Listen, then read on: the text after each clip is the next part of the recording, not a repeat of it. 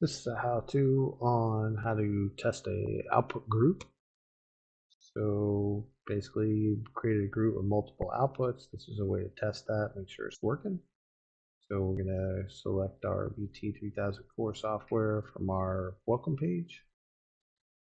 Where we're trying to go is for communications. So you can select that here on this left-hand menu, or you can use your icon.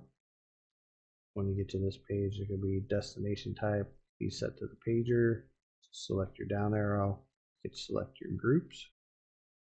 And your groups are going to list out here. So I'm going to select my team 1 group, and then I'm going to type in my message. Testing this group. And I'm going to hit send.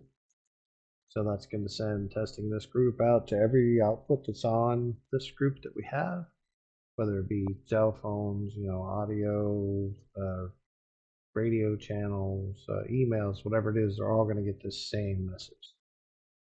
So you just want to check with everyone in the group, make sure they got it, and you know you're good. If it didn't, let us know. We can help you troubleshoot it.